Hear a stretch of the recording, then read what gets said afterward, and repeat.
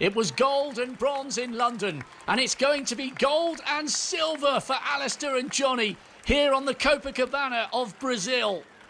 Two brothers in arms, two brothers on the podium, delivering once again.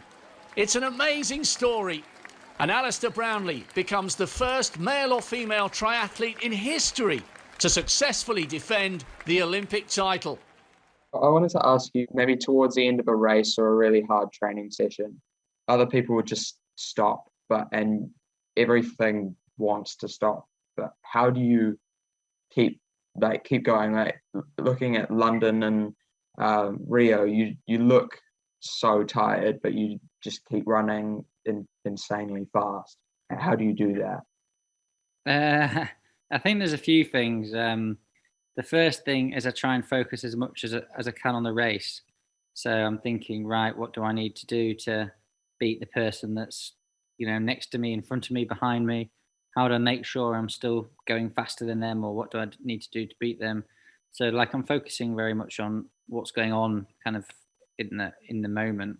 Basically, I'm kind of always lying to myself a little bit. I'm saying, if you just get to that next corner, I'll slow down a bit then and they'll be a bit over, or just get to the brow of that hill and it's downhill and it'll be slightly easier. Telling myself all those kind of things to try and trick my brain into keeping going. Before a big race or an important race, how do you settle your nerves? Because that's quite a big problem for me. Nerves is a natural thing, and everyone has them. And I think, a lot of the time I've done it and spoken to other people who've done it. You feel really nervous and you're looking at other people and, they don't look nervous and you don't think they've got the same amount of nerves, but they definitely do, and probably worse. So I think, know that it's a problem that everyone has. I think that's important. And, I think you got to tell yourself, really, the racing is kind of the fun bit. All the hard work, all the really tough stuff's done, the hours of training, the ploughing up and down in the pool, the sprinting around the track, the early mornings, the late nights, all that's done. And it is all just about going to do the race. And really, there's nothing you can do at that point. You can't get any fitter. I read the book you wrote, I think, in 2014, and you talked about, was it your Achilles? You had a big injury just before the London Olympics. How did you manage to get past that and get fit enough to win the Olympics? When you've been preparing for an Olympic Games, I'd known about it for 7 years. You want everything in the 6 months before that to go absolutely perfectly. And when something like that happens and all of a sudden that dream is dashed, that's a bit of a nightmare. But, I saw some good experts about it. I got told what it was. I got told what I had to do. I got told how long it'd take to get better. And at that point, I was just followed the process. And then at points when I could train, I trained absolutely as hard as I possibly could. When you go as hard as you possibly can train every session, or every session that you need to, how do you then recover so you can go just as hard the next day?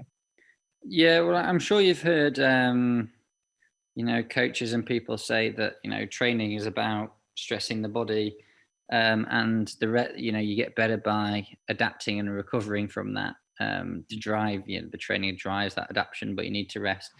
And I think that's true. I think when you're young, I actually don't think you need to worry about recovery that much, to be honest. You just recover naturally. And it's definitely something I've noticed over the last few years. And we all know this already. It's sleep, food, kind of massage, stretching, looking after yourself. And out of those, to be honest with you, I would say sleep is 90% of the recovery. Good food makes up the next 5, 6, 7%, and the rest is the last few percent. So the absolute best advice I can give to you is get lots of good quality sleep, because that's almost all the recovery. If you do one thing well, try and sleep well. How would I or someone like me get into World Triathlon Series after leaving high school? I think the important thing for you, I wouldn't focus too much and worry too much about how you get into the World Series, I would just focus on what you need to do today and what you need to do tomorrow and what you need to do next week to be the best triathlete you can be. And to be honest, that's not rocket science. You don't really need a coach, or you don't need someone from the national system to tell you what that is. You can work out yourself. It's doing a consistently good amount of swim, bike and run every week, consistently for months and years. And that's basically all the training you can do. And if you do that over a long period of time, you'll be in the best position when you're 18 to race well, and the rest will take care of itself. What was your most favorite race throughout your entire career? I think looking back on it now, the Olympics in London, that day was just so special. The crowds were incredible. The noise was incredible. I don't think I'll ever go to a triathlon quite like that in my life. I was just thankful that I was there racing, and I was in great shape on that day. Yeah, thank you. Best of luck with it, Daniel. I really hope get that training in, be consistent, and hope to see you racing internationally one day.